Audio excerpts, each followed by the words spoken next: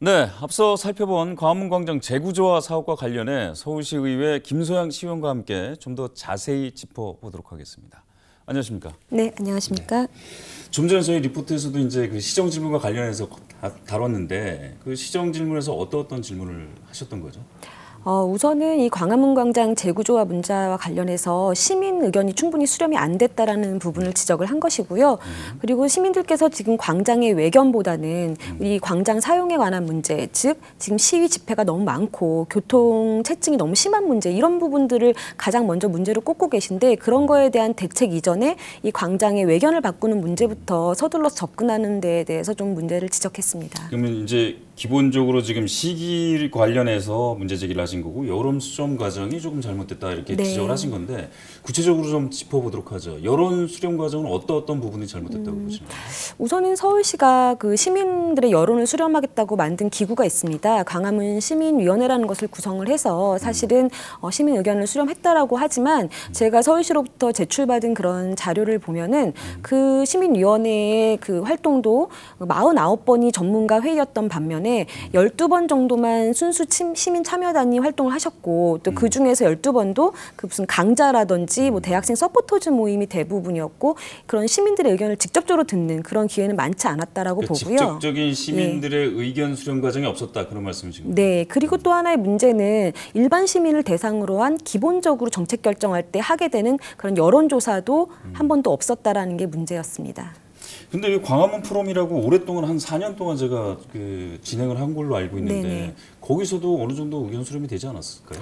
물론 광화문 포럼에서 굉장히 많은 논의를 하고 열띤 토론을 했던 걸로 저도 알고 있는데요. 사실 그럼에도 불구하고 이 광화문 포럼조차도 전문가 위주의 논의가 많았다라는 그런 지적 때문에 서울시가 지난해 7월부터 광화문 시민위원회라는 걸 새롭게 구성하게 된 겁니다. 아까 전에 좀 잠깐 말씀해 주셨는데, 이제 여론 수렴 과정에서 문제가 좀 있었다고 보는 거는 이제 여론 조사 과정도 좀 문제가 있었다고 지금 보시는 거잖아요. 네네. 어떤 문제점들이 좀 구체적으로 있었다고 보시는 거예요? 앞서서 말씀드렸지만 일반적으로 정책 결정을 할 때는 우리 시민들에게 여론조사를 꼭 하게 되어 있는데요. 서울시가 이 광화문 재구조화 사업이 시작된 이후에 단 한 차례 여론조사를 사실 실시를 했습니다. 그런데 그 대상자가 이 광화문 시민위원회 소속 140명이었고 그 중에서도 74명만 응답한 그런 여론조사였기 때문에 저희가 일반적으로 정책 결정을 할 때 하는 여론조사라고 보기에는 그 대상자나 표본이 굉장히 협소했다라고 보여지는 그런 문제가 좀 있습니다. 예, 그리고 그 여론조사 문항도 이제 그 재구조화 사업의 찬반을 묻는, 필요성을 묻는 그런 문항은 없었고, 당연히 재구조화 사업을 한다라는 전제하에서 이루어진 문항들이었기 때문에 조금 여론조사에 답이 정해져 있는 여론조사가 아니었나 하는 범위도 문제가 어느 정도 있죠. 지정돼 있어 나온 거기 때문에 네, 뻔한 네. 답이 나올 수밖에 없다, 뭐 이런 말씀. 예, 제가 답정로식 여론조사라고 지적을 한 바 있습니다. 예. 제가 이제 취재를 하기 위해서 광화문 광장을 돌아다 보면요, 요즘 곳곳에 무슨 발굴 조사다, 발굴 공사다, 뭐 이런 것들을 하고 있는데, 지금 그게 이제 사실은 어떤 공사를 하기 위해서는 종로라든지 중구 같은 경우는 그 땅속에 묻혀 있는 문화재들이 굉장히 많기 때문에 문화재청에서 사실 조사를 해야 되거든요. 그런데 이게 좀 그런 거 가지고도 문제 지적이 좀 있더라고요. 예, 제가 지적한 바가 있는데, 사실 뭐 이 발굴 주체는 지금 문화재청이 맞습니다. 그래서 그 광화문 광장에서 가장 중요한 연계 사업이 바로 경복궁 월대복원 사업입니다. 그렇죠. 근데 이제 이 경복궁 월대복원 사업의 주체가 문화재청이었고, 문화재청은 이 월대복원 사업의 완공 시기를 당초에 2023년으로 잡았고요.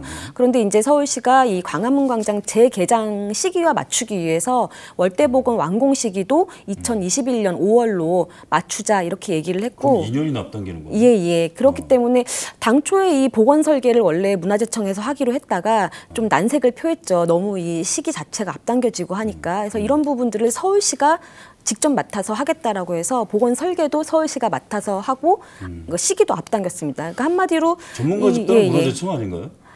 뭐 서울시도 전문가 집단을 뭐 용역을 써서 하겠죠. 예. 근데 이제 결국에는 이제 복원 자체는 문화재청에서 할 겁니다. 하지만 이 복원 설계를 서울시가 시작했다라는 거는 그만큼 이제 당초의 계획과는 많이 달라지게 그만큼 서두르고 있다. 예, 서두르고 있다는 증거죠. 예.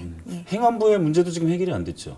예, 그렇습니다. 이 월대보건과 관련해서 가장 중요한 게 이제 그 교통체증을 해결하기 위해서 우회도로를 만드는 문제인데 그 문제와 관련해서 행안부의 협조가 굉장히 중요한 부분인데 행안부에서 이 부분에 대해서 제동을 지금 현재 걸어놓은 상태고요. 사실상 표면적으로 행안부는 공문을 통해서 그 서울시로 보낸 공문은 이렇게 되어 있습니다. 그 시민들과의 소통이 부족하니까 좀 더 수기 과정을 거쳐라, 일정 조정이 필요하다 이렇게 명시를 해놓고 있습니다.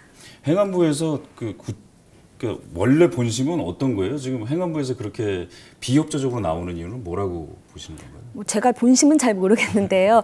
이제 제가 그 행안부랑 서울시가 이렇게 주고받은 공문을 다 검토를 해보니까 사실상 행안부에서 요청했던 사항들을 서울시가 많이 수용을 했습니다. 이제 그럼에도 불구하고 서울시로서는 중앙부처면 이제 이 책임감을 가지고 있지 않습니까? 이게 서울시의 사업임에도 불구하고 이게 중앙부처의 사업이 될 수도 있는 거예요. 이 문재인 정부의 공약 사업이기 때문에 그렇죠. 이 부분이 서둘러서 추진됐을 경우에 좀 사업이 만약에 실패할 경우에 이 책임을 행안부도 같이 질 수밖에 없는 상황이기 때문에 그런 책임감을 안고 있다 보니까 서둘러서 하는 부분에 대해서 좀 제동을 건 게 아닌가 저는 그렇게 판단합니다. 월대를 복원하게 되면 이제 정문을 가로막기 때문에 뭐 그런 부분도 좀 있긴 있을 것 같은데 월대 네. 얘기를 좀 더 해보도록 하죠. 네.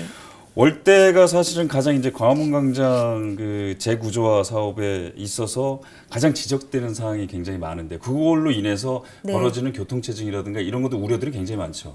지금 이제 그 우회도로를 만들면 충분히 가능하다라고 교통체증이 해결될 거라고 서울시에서는 보고 있지만은 그 우회도로 자체가 아마 그 해결될 수 없을 거라고 보는 게 그 일대 주변 상인들 그다음에 주민들의 말씀이거든요.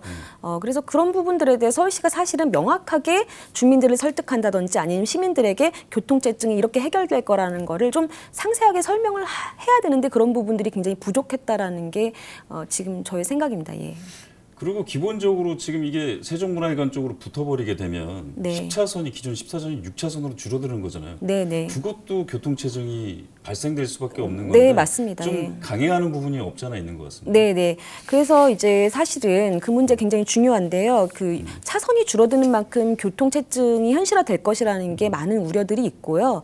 이제 지금도 주말이면 사실 광화문광장 나가기 되게 겁나시다는 분들이 많으시잖아요. 그래서 서울시가 사실은 이 부분에 대한 명확한 답변을 먼저 내놓고서는 삽을 떠야 된다라고 다들 얘기를 하고 있고, 사실은 지금 이제 그 신분당선 그 서북부 연장선이라든지 아니면은 지금 그 한양도성 그 제가 알기로는 예. 한양도성 그 교통체증 뭐 개선 문제 이런 거에 대한 대책들이 같이 논의가 되고 있는 상황인데 이런 대책들이 좀 중장기 사업이거든요. 이런 부분들이 교통 대책들이 해답이 나온 이후에 같이 추진돼야 된다. 이런 부분들이 저희 서울시의 도시계획위원회에서도 지적이 된 바가 있습니다. 오죽하면 종로구 김영종 구청장도 8차선으로까지는 늘려야 된다 이렇게 주장을 하게 됐었잖아요. 네, 맞습니다. 예.